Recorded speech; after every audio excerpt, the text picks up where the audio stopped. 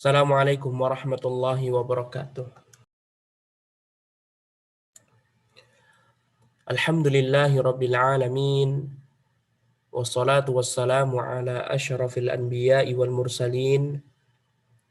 Nabiyyina Muhammadin wa ala alihi wa ashabihi ajma'in. Amma ba'd. Ikhwati fillah, a'azanallahu ayyakum. Alhamdulillah, kita bertemu kembali di kajian kitab Taghridatus Siratin Nabawiyah, senandung sirah Nabi sallallahu alaihi wasallam, karya Syekh Musa bin Rashid Al-Azimi hafizahullah ta'ala. Dan ikhwati fillah, azanallahu wa iyyakum. Alhamdulillah, segala puji hanya milik Allah Subhanahu wa taala yang telah memberikan taufik dan hidayahnya kepada kita, mana kita dapat bisa mempelajari lebih dekat lagi tentang Nabi Shallallahu Alaihi Wasallam menggunakan kitab yang ringkas ini. Ikhwati fillah, azanallahu wa iyyakum. Pada pertemuan sebelumnya kita telah jelaskan peristiwa-peristiwa yang terjadi di tahun kedua Hijriyah. Ada perang Al-Abwa, disebut juga perang Waddan, kemudian juga ada perang Buat, kemudian ada perang Al-Usyairah, ada juga perang Safawan, disebut juga dengan perang Badar pertama karena tempatnya terletak di Badar. Kemudian juga ikhwati fillah zanallahu wa iyyakum, ada juga Sariyah Abdullah bin Jahsy, sepupu Nabi sallallahu alaihi wasallam. Kemudian juga ada peristiwa perubahan arah kiblat. Perubahan arah kiblat dari Masjidil Aqsa menuju Ka'bah Al-Musyarrafah yang ada di kota Mekah. Kemudian juga ada pensyariatan berkaitan tentang berpuasa Ramadan.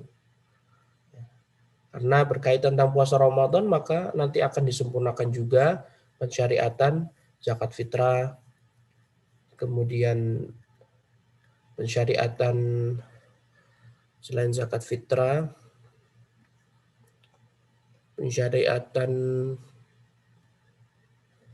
sholat id, na'am. Kemudian ikhwati fillah zanallahu wa iyyakum, terjadi perang Badar Al-Kubra, Badar yang besar. Kenapa disebut Badar Kubra, ikhwah? Karena terjadinya perang Badar Kubra ini disebut Badar karena tempatnya di Badar. Kenapa disebut Al-Kubra? Karena ini lebih besar daripada yang pertama tadi. Kalau yang pertama tadi disebut dengan Safawan. Dan perang Badar yang besar ini terjadi di bulan Ramadan pada tahun ke-2 Hijriyah.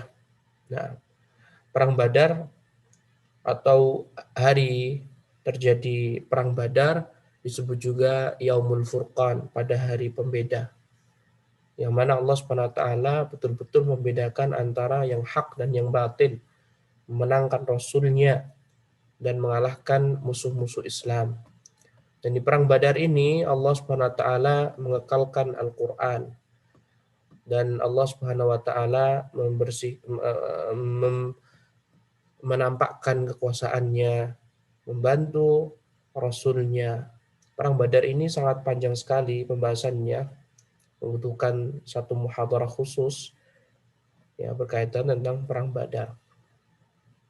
Ala kulli hal, ma la yudraku kulluhu la yudraku julluhu. Kalau tidak bisa diambil seluruhnya, ya kita ngambil apa? Seperlunya saja, mana yang penting.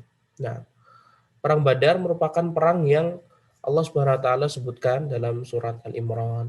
Nah, kemudian Allah Subhanahu wa taala membantu kaum muslimin setelah Rasulullah SAW merengek, meminta, mendesak Allah Subhanahu wa taala agar Allah membantu kaum muslimin. Nah, sebabnya apa, ikhwati fillah zanallahu wa iyyakum? Sebabnya adalah seperti biasa, seperti perang-perang sebelumnya ya, untuk menghadang kafilah orang Quraisy. Kebetulan kafilah yang ingin berlalu, ingin melewati kota Madinah adalah kafilahnya Abu Sufyan. Ya, Abu Sufyan Sakhar. Abu Sufyan yang kala itu belum masuk Islam. Nanti Abu Sufyan masuk Islam menjelang Fathu Makkah. Kemudian ikhwati fillah azanallahu wa iyyakum. Rasulullah Shallallahu alaihi wasallam keluar bersama setidaknya 300 orang lebih dari kalangan para sahabat ridwanullah alaihim ajmain yang ingin mencegat, yang ingin menyekat, menghadang kafilah Abu Sufyan. Pada asalnya mereka tidak menginginkan ya hal yang terbesar, peperangan yang terbesar. Mereka hanya menginginkan harta yang dibawa Abu Sufyan. Karena Abu Sufyan dan orang-orang Quraisy lainnya mereka telah berlaku semena-mena terhadap kaum muslimin. Ya, mereka berlaku semena-mena terhadap kaum muslimin. Mereka melakukan hal-hal yang zalim, mengambil harta orang-orang, mengambil harta kaum muslimin, merampas harta mereka, rumah mereka pun juga diambil secara paksa. Nah, sehingga Allah pun membolehkan kaum muslimin untuk bisa membolehkan kaum muslimin untuk mengambil harta mereka yang dirampas oleh Abu Sufyan dan teman-temannya. Nah, dan tiba-tiba Abu Sufyan pun mengetahui dan Abu Sufyan pun memberikan surat kepada Abu Jahal yang kala itu di kota Mekah meminta bantuan. Nah, dan Abu Jahal pun menyeru seluruh orang-orang Mekah untuk menggunakan baju besi dan bersiap berperang. Dan waktu itu Al-Walid bin Mughirah sudah meninggal dunia, ayahnya Khalid bin Walid. Nah, dan ikhwati fillah zanallahu wa iyyakum, setelah itu ya sudah bersiap-siap. Ketika hendak di situ ada Abu Jahal, ada Abu Lahab, ada Utbah bin Rabi'ah, ada Syaibah bin Rabi'ah, ada Umayyah bin Khalaf, ada yang lainnya, petinggi-petinggi orang Quraisy. Kemudian ikhwati fillah zanallahu wa iyyakum, mereka hendak keluar. Akan tetapi tibalah ya orang yang mengatakan bahwasannya Abu Sufyan dan orang-orang lainnya sudah lolos. Ya, udah nggak jadi dirampas hartanya oleh Nabi SAW. Tapi Abu Jahal pun memaksa, tidak, kita harus keluar. Kita harus keluar. Akhirnya mereka pun keluar. Terpaksa mereka keluar. Bahkan Abu Jahal pun sudah bersumpah, kami harus keluar. Benar-benar keluar. Tak boleh takut. Nah, akhirnya ikhwati fillah zanallahu wa iyyakum, mereka pun sampai di Badar. Nah, mereka sampai di daerah Badar dan Rasulullah SAW di sebelah sana dan Abu Bakar pun juga sebelah sana. Abu Jahal di sebelah sana. Nah, Abu Jahal menampakkan kefoya-foyaannya. Abu Jahal menampakkan gemerlapnya dunia, harta yang mereka miliki. Nah, adapun Nabi SAW terus-menerus berdoa kepada Allah Subhanahu Wa Taala. Nah, dan Rasulullah SAW berdoa sampai Abu Bakar pun ya merasa iba cukup wahai Rasul, cukup yang menenangkan Rasulullah SAW. Tapi Rasulullah SAW terus mendesak Allah Subhanahu Wa Taala sampai Rasulullah mengatakan, ya Allah, kalau engkau membinasakan kami, ya tidak ada lagi orang yang akan menyembahmu. Membujuk Allah Subhanahu Wa Taala hingga akhirnya Allah pun menolong mereka. Nah, Allah nanti menolong ya, malaikat jumlah 3.000. Kemudian malaikat ini ikut perang betul. Nah, para ulama mengatakan ya Allah menolong nabinya dengan didatangkan para malaikat yang mereka memegang tombak dan pedang itu ketika perang Badar saja. Adapun perang-perang yang lainnya Allah membantu nabinya dengan turun malaikat, tetapi malaikat tidak memegang pedang, malaikat tidak memegang tombak. Tapi yang betul-betul perang adalah perang Badar. Karena 1 banding 3. Rasulullah 300 dan mereka 1000. Sehingga ikhwati fillah azanallahu wa iyyakum, ya, bertemulah mereka atau kedua kubu, dan sebelumnya ya sebelum berperang ya, ada istilahnya duel, ya, 1 lawan 1. Sehingga dari kaum muslimin majulah Ali bin Abi Thalib, kemudian majulah Hamzah. Nah, dan satu lagi seorang sahabat Nabi SAW. Adapun dari kalangan Quraisy yang maju adalah Utbah bin Rabi'ah, ya, kemudian adiknya Syaibah bin Rabi'ah, kemudian Al-Walid bin Utbah. Nah, kemudian ikhwati fillah azanallahu wa iyyakum, adalah peperangan duel dulu 1 lawan 1, dan akhirnya dimenangkan oleh kaum muslimin. Ya, Hamzah mampu membunuh Utbah bin Rabi'ah dan juga membunuh Syaibah. Nah, yang mana pembunuhan Hamzah terhadap kedua orang ini, atau satu lagi, kaum muslimin mampu membunuh yang ketiga Al-Walid bin Utbah. Mereka semuanya ini adalah Utbah ayahnya Hindun, istrinya Abu Sufyan. Abu Sufyan punya istri namanya Hindun. Hindun ini nanti yang mencabik-cabik tubuhnya Hamzah, kemudian makan hatinya Hamzah di hadapan Rasulullah SAW. Ketika perang Uhud, ayahnya Hindun dibunuh, Utbah terbunuh di perang Badar. Kemudian setelah itu pamannya Hindun, Syaibah, pun juga sama, dibunuh. Kemudian satu lagi saudaranya juga dibunuh. Nah, sehingga Hindun betul-betul murka sekali, semurka-murkanya, murka terhadap Hamzah. Oleh karena Hindun nanti meminta Wahsy, ya, kala itu temannya Bilal bin Rabah tapi tidak masuk Islam. Nanti Wahsy masuk Islamnya nanti, untuk fokus memburu Hamzah di perang Uhud, dan akhirnya Wahsy pun mampu membunuh Hamzah, dan kisahnya sangat masyhur sekali. Nah, kemudian ikhwati fillah azanallahu wa iyyakum, setelah itu duel dan dimenangkan oleh kaum muslimin, ya, terjadilah peperangan. Akhirnya bertemulah dua kelompok tersebut, kelompok kaum muslimin dengan kelompoknya selain dari kaum muslimin, orang-orang Quraisy. Hingga akhirnya menanglah kaum muslimin. Nah, dan Abu Jahal pun ya mati, ditebas lehernya. Nah, dan ikhwati fillah azanallahu wa iyyakum, kisah tentang perang Badar ini sangat panjang sekali. Antum bisa membaca perinciannya di buku-buku sirah. Nah, perang Badar juga Allah Subhanahu wa taala menampakkan kekuasaan pada Rasulnya. Allah memberitahu Nabi SAW akan ada orang-orang yang terbunuh dari kalangan orang Quraisy. Rasulullah mengatakan, di sini nanti akan terbunuh fulan, di sana akan terbunuh fulan, di sana akan terbunuh fulan, nah. Intinya yang wafat, yang syahid di perang Badar dari kalangan muslimin hanya beberapa orang saja.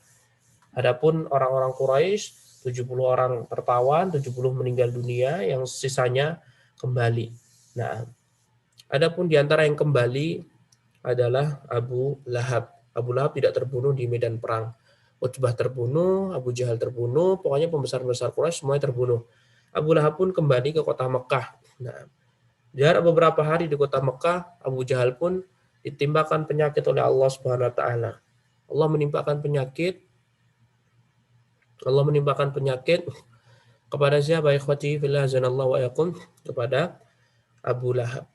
Nah, penyakit yang belum pernah sama sekali ya, diketahui obatnya apa, sampai akhirnya dari pihak keluarganya pun juga tidak berani mendekati karena penyakit ini sangat menular sekali. Sampai akhirnya Abu Lahab pun meninggal dunia. Ya, tidak ada yang berani menguburkan, ya udah ditinggal di rumahnya dia sendiri. Nah, dan ada beberapa orang yang balik ya, diantaranya adalah Thalib, ya, kakaknya Ali bin Abi Thalib, orang anak pertamanya Abu Thalib, paman Nabi SAW. Thalib bin Abi Thalib. Thalib ini ikhwati fillah zanallahu wa iyyakum. Thalib ini ikut perang Badar, tapi setelah itu apa? Dia tidak terbunuh, dia juga tidak tertawan, dan dia kembali entah kemana tidak disebutkan oleh ulama sirah. Ulama sirah pun juga tidak mengetahui kemana nih Thalib ini pergi. Apakah dia meninggal setelahnya beberapa saat ataukah masih hidup lagi? Intinya nggak diketahui di mana Thalib berada. Nah, 70 orang masuk ditawan Nabi SAW. 70 orang meninggal. Di antara yang ditawan oleh Nabi SAW adalah Suhail bin Amr. Suhail bin Amr. Nanti akan ada kisahnya Suhail bin Amr. Ya, Suhail bin Amr dia masih kafir dan dia petingginya orang Quraisy. Suhail bin Amr, petingginya orang Quraisy, dan dia tidak terbunuh dan dia ditawan oleh Nabi SAW. Nanti ketika Sulhul Hudaybiyah, ya, perjanjian Hudaybiyah, maka Suhail bin Amr pun dialah yang menulis, dialah utusan orang Quraisy untuk membuat perjanjian. Nah, kemudian ikhwati fillah zanallahu wa iyyakum, setelah itu kaum muslimin pun dimenangkan oleh Allah Subhanahu wa taala. Dan perang Badar ini memiliki keutamaan. Para sahabat yang mengikuti perang Badar mereka mendapatkan keutamaan. Ya, di antara keutamaannya adalah Allah mengampuni dosa mereka. Nah, kisah yang sangat masyhur sekali, ya, ada seorang sahabat Nabi yang bernama Hatib bin Abi Balta'ah. Sebelum Allah memerintahkan nabinya untuk Fathu Makkah, penaklukan kota Makkah, Allah Subhanahu wa taala sudah mengilhami, memberikan wahyu Nabi SAW bahwasanya Nabi Muhammad akan memenangkan dan membuka penaklukan kota Makkah, dan Rasulullah SAW pun meminta para sahabatnya untuk tidak menyebarluaskan.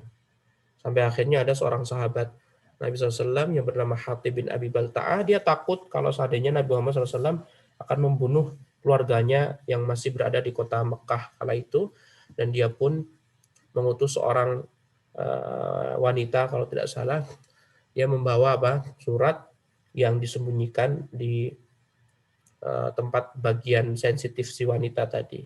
Nah, akhirnya diketahui dan dipanggillah Hatib bin Abi Balta'ah, dan Umar pun kepingin membunuh. Bagaimana Rasulullah?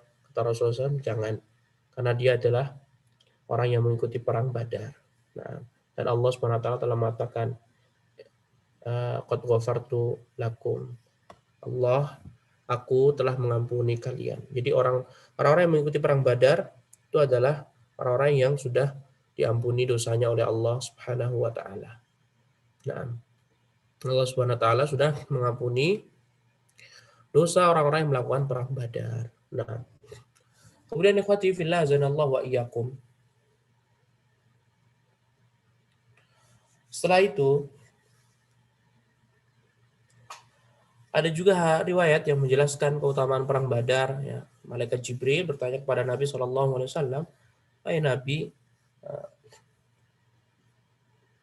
wahai Nabi, siapakah sahabatmu yang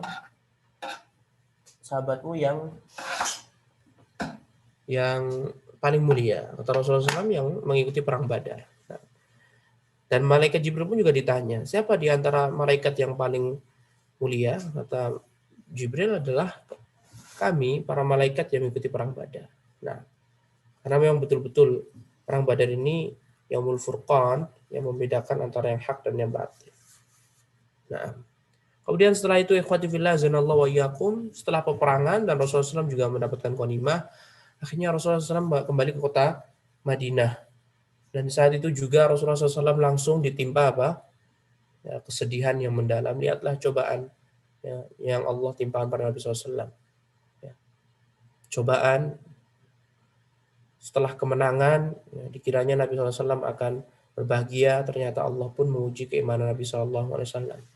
Lihatlah begitu luar biasanya putri beliau yang bernama Ruqayyah,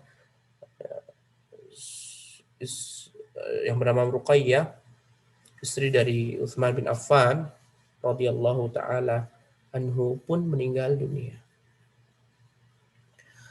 Dan Ruqayyah ini adalah putri Nabi yang terbesar nomor 2 setelah Zainab. Zainab paling besar, kemudian Ruqayyah, baru habis itu Ummu Kulthum, baru habis itu Fatimah. Nah, dan dari pernikahan Ruqayyah dan Utsman lahirlah seorang anak, ya, anak laki-laki yang bernama Abdullah. Tetapi Abdullah ini meninggal dunia di masa kecilnya. Nah, di masa kecilnya. Kemudian ikhwati fillah zanallahu wa iyyakum, ya.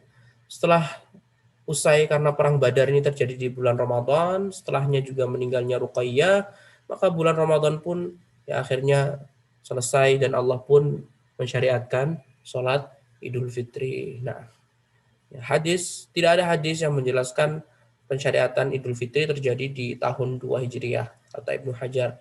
Tetapi ini adalah sirah yang sangat masyhur sekali. Peristiwa yang sangat masyhur bahwasanya setelah perang Badar meninggalnya Ruqayyah, baru habis itu melaksanakan sholat Idul Fitri. Nah, setelah sholat Idul Fitri, ikhwati fillah zanallahu wa iyyakum, di bulan Syawal juga Rasulullah SAW menikahkan putri beliau yang bernama Fatimah, putri terakhir beliau, Fatimah. Nah, Fatimah binti Nabi Shallallahu Alaihi Wasallam. Nah, dari pernikahan Fatimah dengan Ali bin Abi Thalib, Ali bin Abi Thalib sepupu Nabi Shallallahu Alaihi Wasallam. Ali sepupunya Nabi Shallallahu Alaihi Wasallam. Dari pernikahan Fatimah dan Ali bin Abi Thalib lahirlah sahabat Al-Hasan dan Husain. Nah, Al-Hasan, kemudian Al-Husain. Kemudian lahirlah juga Muhsin, kemudian Ummu Kulthum, kemudian Zainab. Nah, nanti diingat, Ummu Kulthum nanti dinikahi oleh sahabat Umar bin Khattab. Kemudian ikhwati fillah zanallahu wa iyyakum, ada peperangan yang lainnya selain Al-Abwa atau Waddan, kemudian Buat, Al-Usyairah, kemudian selain perang Safawan, selain itu semuanya, selain perang Badar juga ada perang apa? Bani Qainuqa melawan orang Yahudi yang tinggal di kota Madinah. Ya, orang bangsa Yahudi yang tinggal di kota Madinah ada 3, Bani Qainuqa, Bani Nadhir, Bani Quraidah. Bani Qainuqa, Bani Nadhir, Bani Quraidah. Nah, Bani Qainuqa diperangi oleh Nabi SAW karena mengkhianati Nabi SAW. Adapun Bani Nadhir ya, diusir oleh Nabi SAW nanti. Allah turunkan dalam surat Al-Hasyr. Nah, kemudian yang terakhir Bani Quraidah. Nah, Rasulullah SAW mengepung Bani Qainuqa selama beberapa hari dan akhirnya mereka pun menyerah dan mereka pun diusir oleh Nabi SAW keluar karena sudah menyalahi perjanjian. Dan memang perjanjiannya tidak disebutkan oleh penulis ya. Tapi itu bisa merujuk ke kitab-kitab yang lainnya, di antaranya ketika mereka ya tidak mau menolong Nabi SAW. Karena Nabi SAW ketika tiba ya Nabi Muhammad SAW meminta juga kepada orang-orang Yahudi. Rasulullah SAW membolehkan tinggal orang-orang Yahudi di sisi Nabi SAW. Dan ada muncul pengkhianatan dari Bani Qainuqa, akhirnya Rasulullah pun marah dan diusirlah mereka dari kota Madinah. Hingga akhirnya tersisa 2 suku Yahudi. Nah, lihatlah ikhwati fillah zanallahu wa iyyakum, hikmah yang begitu agung. Ya, baru 1 tahun ya melakukan perjanjian, tapi orang Yahudi langsung melanggarnya. Nah, kemudian ikhwati fillah zanallahu wa iyyakum, ada juga ya perang As-Sawiq ya. Perang As-Sawiq, Ghazwah As-Sawiq pada Dzulhijjah tahun kedua. Nah, sebabnya apa ikhwati fillah zanallahu wa iyyakum? Sebabnya adalah Abu Sufyan yang kala itu masih musyrik dan kafir, dia ini Abu Sufyan yang kala itu masih musyrik, ya, ingin membalas, ya, kekalahan yang didapat oleh orang Quraisy di perang Badar. Orang Quraisy dikalahkan Nabi SAW di perang Badar. Karena Allah Subhanahu wa taala membantu. Allah Subhanahu wa taala membantu kaum muslimin dan akhirnya menang. Dan Abu Sufyan pun tidak rela. Dan Abu Sufyan terangkat menjadi panglima Quraisy. Jadi setelah meninggalnya para pembesar Quraisy, maka di antara petinggi yang diangkat adalah Abu Sufyan. Abu Sufyan ini siapanya Utbah? Abu Sufyan adalah menantunya Utbah. Abu Sufyan menantunya Utbah bin Rabi'ah. Abu Sufyan suami dari Hindun binti Utbah.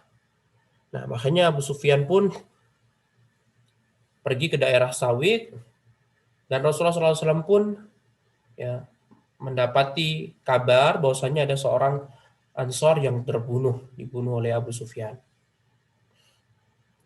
Dan Rasulullah SAW pun keluar menggunakan baju besi bersama 200 sahabatnya, dan beliau pun tidak mendapati Abu Sufyan. Ibarat Abu Sufyan kabur. Nah, kabur terlebih dahulu Abu Sufyan. Abu Sufyan kabur. Tidak berani bertemu dengan Nabi SAW. Nah, kemudian ikhwati fillah zanallahu wa iyyakum, setelah kejadian perang Sawik tadi, balas dendamnya Abu Sufyan kepada kaum muslimin, nanti Abu Sufyan akan membalas, ya, yaitu di perang Khandaq, perang Uhud. Nah, pembalasan Abu Sufyan kepada Nabi SAW di perang Uhud. Nah, dan Abu Sufyan nanti dibantu oleh Khalid bin Walid. Yang kala itu Khalid bin Walid belum masuk Islam. Dan dibantu juga Ammar bin Al-As, kala itu juga belum masuk Islam. Nah, kemudian ikhwati fillah zanallahu wa iyyakum, Rasulullah SAW pun, ya, melaksanakan sholat Idul Adha di tahun ke-2 Hijriah juga, sama seperti Idul Adha Idul Fitri, syariatkan 2. Dan Rasulullah SAW menyembelih 2 kambing yang putih yang ada seleret hitamnya, jadi ada garis hitamnya. Nah, setelah itu berita duka, ya, bahwasanya saudara persusuan Nabi SAW, Utsman bin Maz'un, meninggal dunia. Dan Rasulullah SAW pun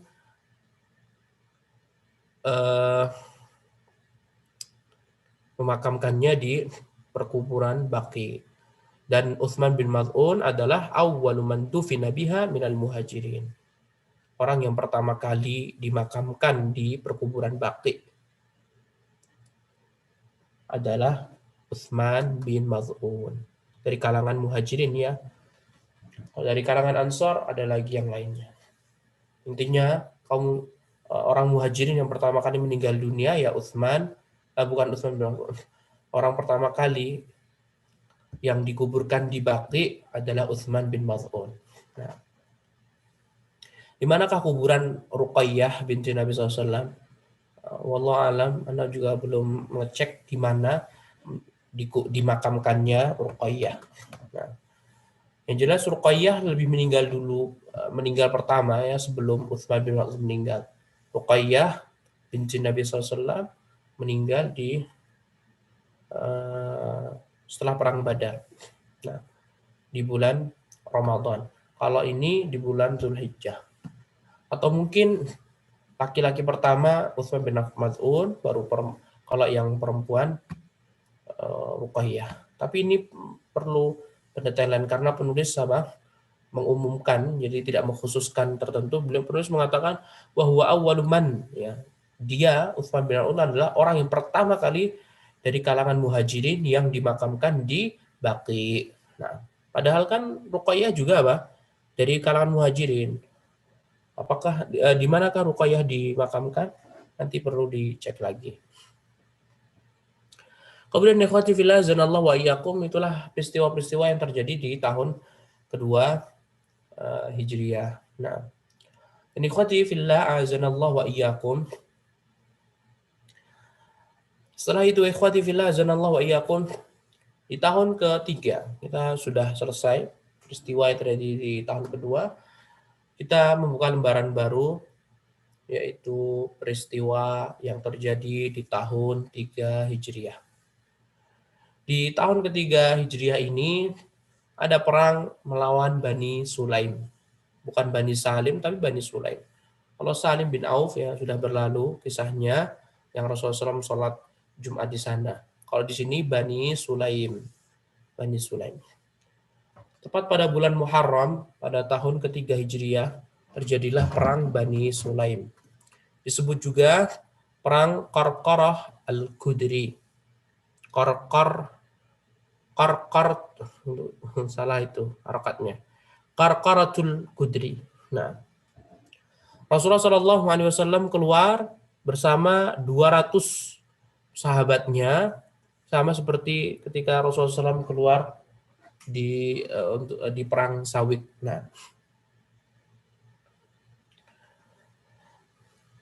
kenapa Rasulullah SAW keluar bersama 200 orang ini? Ikhwati fillah azanallahu wa iyyakum.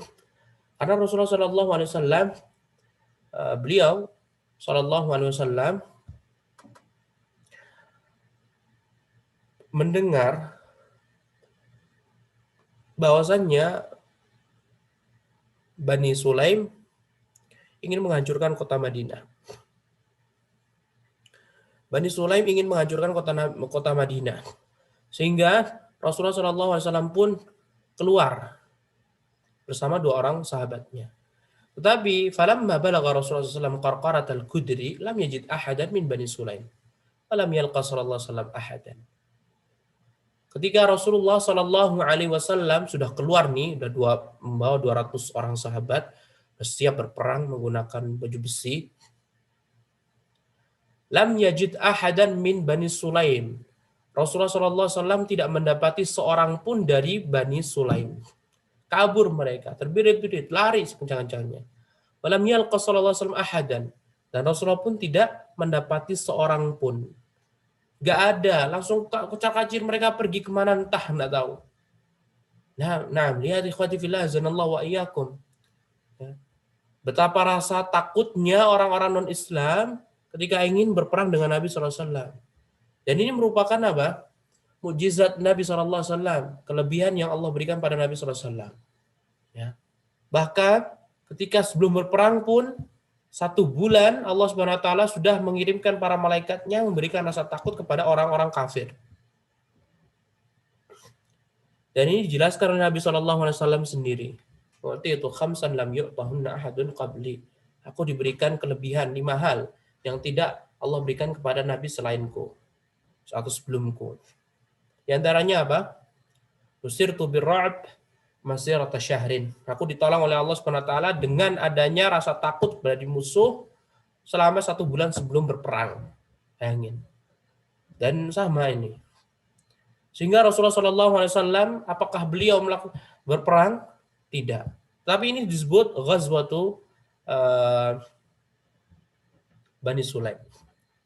Ghazwah Bani Sulaim. Nah. Dan Rasulullah SAW karena memakai baju besi dan udah siap pedang, sehingga di sini disebut apa? Perang, ghazwah. Kan tadi kita udah ketahui bahwasannya setiap Nabi SAW memakai baju perang maka disebut ghazwah. Nah, tetapi perang yang besar yang terjadi peperangan betul-betul itu ada sekitar 7. Yang tadi udah kita lewati. Yang pertama apa? Perang Badar. Nah, baru setelah itu nanti perang Uhud, kemudian perang Khandaq, kemudian perang Khaybar, kemudian perang Hunain, kemudian perang-perang yang lainnya. Nah, kemudian ikhwati fillah zanallahu wa iyyakum, di tahun ketiga ini ada juga perang Dzi Amr. Dzi Amr. Atau disebut juga perang Ghatafan atau Bani Ghatafan. Nah, kalau tadi perang Bani Sulaim, kalau ini Bani Ghatafan. Bani Sulaim tadi Muharram, ini juga sama Muharram. Tapi di sini ikhwati fillah zanallahu wa iyyakum, kasusnya juga sama. Ya, tapi ini tidak melawan orang Quraisy. Rasulullah Shallallahu Alaihi Wasallam mendengar berita bahwasannya ada orang-orang Ghatafan yang mereka ini ingin menghancurkan kota Madinah dan Nabi SAW. Sehingga Rasulullah SAW pun siap siaga. Rasulullah bersiap-siap dengan 450 prajurit dari kalangan para sahabatnya. 450 orang prajurit. Dan akhirnya mereka pun keluar, dan ketika orang-orang Ghatafan mendengar Nabi SAW keluar dengan 450, mereka pun kabur, takut. Karena nggak ada yang bisa apa, ikhwah, melawan Nabi SAW. Dan ini menunjukkan kebenaran Nabi SAW. Nabi Muhammad itu dalam keadaan benar.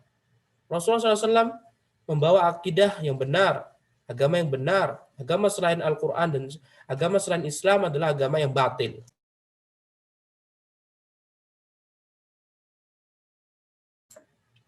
Kalau seandainya agama-agama selain Islam itu adalah agama benar, lantas kenapa kok mereka tidak berani berperang? Kenapa mereka takut mati? Hah? Semuanya kan seperti itu. Semuanya takut sama Nabi SAW. Lihatlah ikhwani fillah, zanallahu wa iyyakum. Apa yang membuat mereka takut kepada Nabi SAW? Karena Nabi dan pengikutnya ini. Karena Nabi dan pengikutnya, mereka ini apa? Berani mati. Ya, mati syahid. Mereka berani mati. Adapun non-muslim, mereka nggak berani mati. Paham ya, ikhwah? Kok bisa berani mati? Ya karena akidah yang benar yang dibawa Nabi SAW. Bagaimana Nabi SAW menanamkan akidah yang benar kepada para sahabatnya. Ya, surga, neraka, dijelaskan oleh Nabi SAW. Ini dan itu dijelaskan oleh Nabi SAW. Akhirnya apa, ikhwati fillah zanallahu wa yakum? Mereka pun apa? Berani mati. Siap untuk menebas leher musuh. Nah, tetapi zaman sekarang, aduh, loyo. Keimanan seorang muslim nggak ada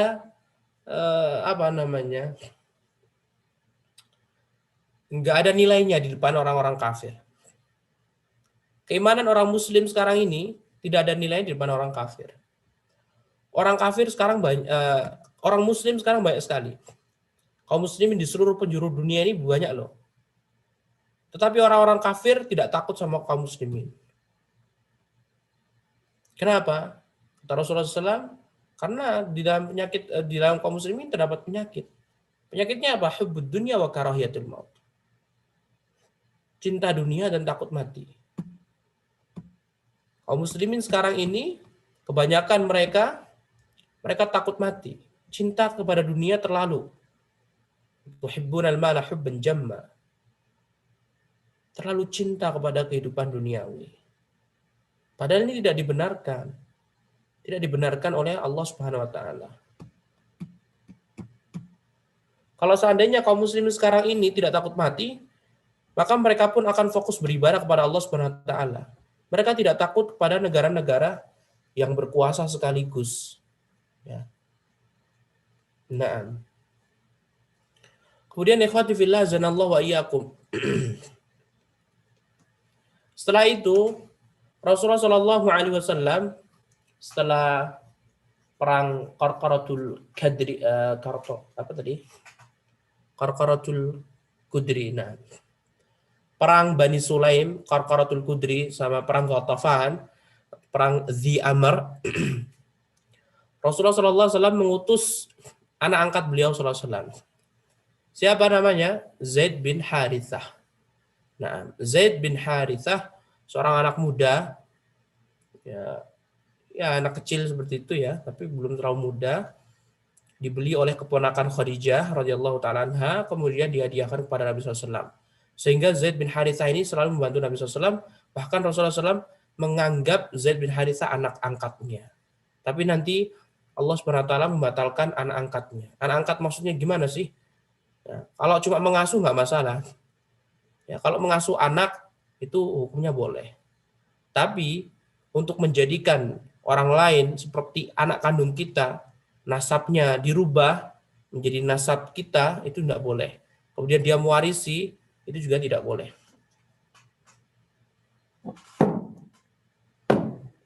Nah, kemudian ikhwati fillah zanallahu wa iyyakum, Zaid bin Haritha, orang yang dicintai Nabi SAW. Putranya Usamah itu juga termasuk orang yang dicintai Nabi SAW. Cintai Nabi Shallallahu Alaihi Wasallam.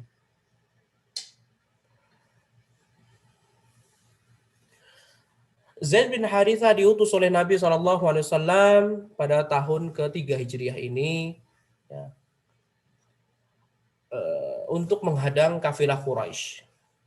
Jadi tadi Nabi SAW sudah tersibukkan dengan Bani Sulaim, bukan orang Quraisy, tapi pengen melawan Nabi, udah dilawan Nabi SAW, tapi mereka kabur. Sama juga Qatafan juga sama, ingin menghancurkan Nabi SAW, dilawan sama Nabi SAW, mereka pun juga kabur, nggak berani, ya sudah, udah habis. Sampai akhirnya Nabi SAW mendapatkan kabar ada orang Quraisy yang datang dari Syam mau ke Mekah. Rasulullah mengutus Zaid bin Haritha, ayo Zaid pergi, hadang mereka. Akhirnya ya, terdapat peperangan dan Zaid bin Haritha pun mendapatkan kemenangan dan membawa ghanimah. Adapun ghanimah yang pertama kali didapatkan kaum muslimin ya ghanimah sepupu beliau sallallahu alaihi wasallam Abdullah bin Jahsy. Nah, yang sudah berlalu.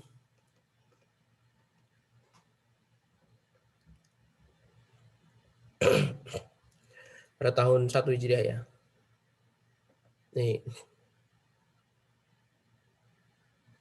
Mana bukan 2, naam afwan. Tahun 2. Abdullah bin Jahsy. Makanya penulis ketika Syariah Abdullah bin Jahsy mengatakan wa awwalu ghanaim fil Islam.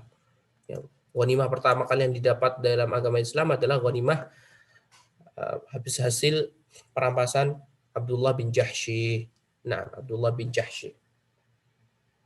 Kemudian ikhwati fillah zanallahu wa iyyakum,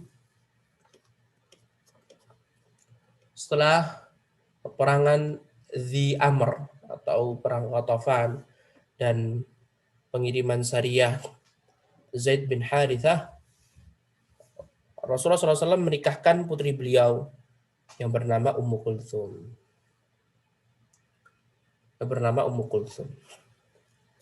pada bulan Rabiul Awal. Berarti tadi Ruqayyah meninggal bulan Ramadan, Syawal, Dzulqa'dah, Dzulhijjah, Muharram, Safar, Rabiul Awal. Nah, jarak lebih dari 5 bulan baru Rasulullah SAW menikahkan Ummu Kulthum, adiknya Ruqayyah. Sehingga pernikahan Utsman dengan adiknya Ruqayyah ini dengannya Utsman pun disebut dengan apa? Dzunnurain, Dzu-an-Nurain, orang yang memiliki 2 cahaya. Lantaran menikahi putri Nabi SAW, 2 orang putri Nabi SAW. Akan tetapi tidak diberikan keturunan. Jadi pernikahan Utsman dan Ummu Kulthum tidak ada anak sama sekali. Nah, dan ini sekaligus apa? Menunjukkan kedudukan Utsman bin Affan radhiyallahu taala anhu. Yang mana Nabi SAW menikahkan kedua putrinya kepada Utsman bin Affan. Urutan yang telah disepakati Ahlussunnah wal Jamaah, sahabat yang paling mulia setelah Nabi SAW adalah Abu Bakar, kemudian Umar, kemudian Utsman, kemudian Ali bin Abi Thalib. Itu urutannya, sebagaimana mereka menjabat khalifah ya satu sama lain ya saling mengikuti. Abu Bakar dulu, Umar, Utsman, Ali. Maka yang paling utama pun setelah Nabi juga Abu Bakar, Umar, Utsman, Ali. Nah, Utsman bin Affan. Kemudian ikhwati fillah zanallahu wa iyyakum, di tahun ketiga ini Rasulullah SAW menikahi putri Umar bin Khattab. Siapa namanya? Hafsah, kakaknya Abdullah bin Umar. Hafsah ini kakak kandungnya Abdullah bin Umar. Makanya Abdullah bin Umar ya kadang sering main ke rumahnya Hafsah. Dan Hafsah ini ikhwati fillah zanallahu wa iyyakum, sebelumnya Hafsah menikah dengan sahabat Khunais bin Hudzafah. Khunais bin Hudzafah.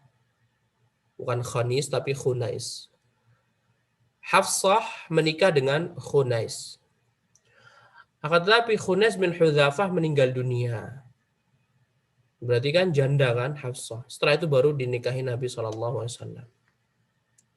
Sehingga pernikahan keempat Nabi SAW beliau lakukan dengan Hafsah. Pertama dengan Khadijah, kemudian dengan yang kedua urutannya ya, akad nikah Aisyah, nomor dua, yang ketiga Saudah bintu Zam'ah, yang keempat ini Hafsah. Hafsah binti Umar bin Khattab. Nah, kemudian ikhwati fillah azanallahu wa iyyakum itu terjadi di bulan Sya'ban, ya, 1 bulan sebelum Ramadan.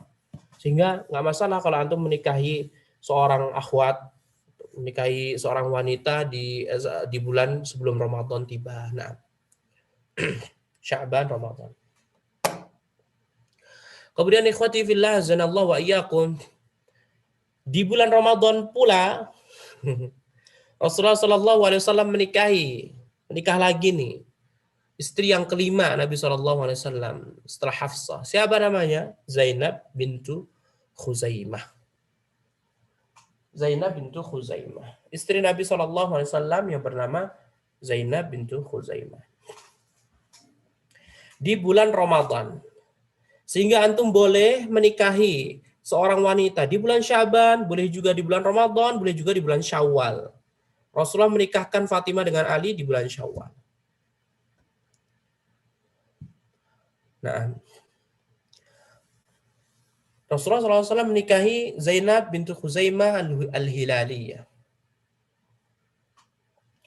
Akan tetapi, pernikahan Nabi SAW dengan istri yang kelima ini, Zainab binti Khuzaimah, hanya berlangsung beberapa bulan saja.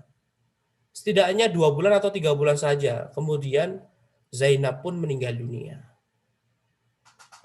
Sehingga istri pertama kali yang menyusul Khadijah adalah Zainab. Sehingga tersisa berapa istri Nabi SAW, ya ikhwah? Tersisa Aisyah, Saudah bintu Zam'ah, sama satu lagi Hafsah. Udah dapat istri 5, yang meninggal Khadijah sama Zainab bintu Khuzaimah. Lalu habis itu ada ya, perang Uhud. Nanti sama seperti biasa, nanti kita akan akhirkan pembahasannya besok insya Allah. Perang Uhud. Kemudian juga terjadi juga perang Hamra'ul Asad. Hamra al-Asad. Hamra al-Asad ini perang setelah perang Uhud. Jaraknya 1 hari. Nah, 1 hari setelah perang Uhud. Apa sebabnya ikhwati fillah zanallahu wa iyyakum perang Hamra'ul Asad? Sebabnya adalah Rasulullah SAW mendengar bahwasanya Abu Sufyan Sakhar bin Harb, beliau yang kala itu masih menjabat menjadi orang musyrik, beliau ingin menghancurkan kota Madinah, ingin membunuh Nabi SAW,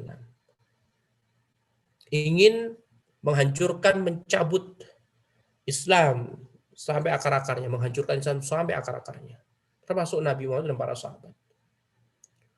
Sehingga ikhwati fillah zanallahu wa iyyakum, yang kala itu Rasulullah SAW ya, usai mendapatkan luka di perang Uhud, Rasulullah SAW memerintahkan Bilal bin Rabah untuk menyeru semuanya, ayo keluar.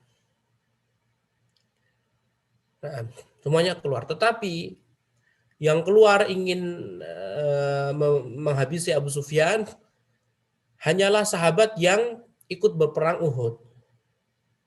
Tidak semuanya boleh ikut. Karena di perang Uhud nanti, kita akan jelaskan insya Allah pada pertemuan yang akan datang, di sana orang-orang munafik sudah muncul. Dan orang munafik mereka dan mereka membelot dari pasukan Nabi SAW. Sehingga Rasulullah SAW pun melarang, nggak ada yang boleh keluar ke Hamra'ul Asad kecuali para sahabat yang ikut perang Uhud. Sehingga Rasulullah SAW pun keluar bersama para sahabat yang perang Uhud. Yang kala itu Rasulullah SAW betul-betul sedang sakit, terluka, terluka parah, berdarah. Sampai Rasulullah SAW mengatakan, kaifa yuflihu qaumun syajju nabiyahum. Bagaimana seorang kaum, suatu kaum bisa sukses, mendapatkan kemenangan, sedangkan mereka rela melukai nabi mereka, melukai kepala nabi mereka. Nah, kemudian Allah pun mengatakan, laisa alaika, ayat yang masyhur sekali. Nah, tapi Anda lupa ayat di surat Al-Imran. Intinya adalah semuanya udah kehendak Allah Subhanahu wa taala. Kemudian ikhwati fillah zanallahu wa iyyakum, Rasulullah Shallallahu alaihi wasallam lantaran beliau terluka, beliau meminta Ali bin Abi Thalib, sepupu beliau, untuk memegang bendera. Karena memang ketika kaum muslimin berperang atau lawannya berperang itu harus ada bendera. Bendera ini penting sekali, ikhwati fillah zanallahu wa iyyakum. Dan bendera Nabi SAW bertuliskan la ilaha illallah. Ya, tidak ada sembahan yang berhak dibalik kecuali Allah. Harus mengesahkan Allah, nggak boleh menyembah yang lainnya. Kalau bendera ini patah atau jatuh atau tersungkur ke tanah, maka udah dianggap kalah. Tapi kalau ketika bendera ini masih tetap ya berdiri tinggi, maka masih tetap berjalan peperangannya. Nah, jadi penting bendera. Hanya saja kita tidak boleh menghormati bendera. Nah, Nabi SAW memiliki bendera, kaum muslimin memiliki bendera, tapi mereka tidak menyembah bendera. Maka siapapun atau dari kalangan negara manapun yang memiliki bendera dan mereka menghormati bendera benda mati tadi, menghormati yang berlebihan, maka dilarang dalam agama Islam. Nah, dan Rasulullah SAW keluar dalam keadaan masih terluka, darahnya masih bercucuran, dan Rasulullah SAW gigi beliau juga patah sebelumnya sampai beliau SAW pun pingsan. Nah, tapi Rasulullah SAW masih tetap. Nah, Allah Subhanahu wa taala berfirman mensifati kondisi kaum muslimin kala itu yang sedang terluka Nabi SAW. Alladzina istajabu lillahi war rasul min ba'di ma asabahumul qarh. Lilladzina ahsanu minhum wattaqau ajrun 'adzim. Alladzina istajabu, orang-orang, maksudnya para sahabat Nabi Muhammad, padahal mereka dalam keadaan terluka, mereka dalam keadaan betul-betul ya kesedihan yang mendalam karena gara-gara sahabat yang pemegang panah itu nggak mau mentaati Nabi SAW, mereka tergiur dengan kehidupan dunia, maka Nabi pun terkalahkan. Nah, ada hikmah banyak sekali, insya Allah kita akan sebutkan di pertemuan yang akan datang. Alladzina istajabu, mereka para sahabat adalah orang-orang yang istajabu lillah wal rasul. Orang-orang yang mendatangkan, orang-orang yang menyambut baik perintah Allah dan Rasulnya min ba'di ma asabahumul qarh, setelah mereka mendapatkan luka. Luka kapan ikhwah? Luka di perang Uhud. Ya, kaum muslimin betul-betul terkoyakan banyak sekali yang meninggal dunia. Di antaranya paman beliau SAW, Hamzah bin Abdi Al-Muttalib. Nah, tapi Allah SWT sudah menjanjikan pada mereka. Ya, Allah memerintahkan mereka, ayo pergi. Rasulullah juga mengatakan pergi. Kemana? Ke Hamra'ul Asad.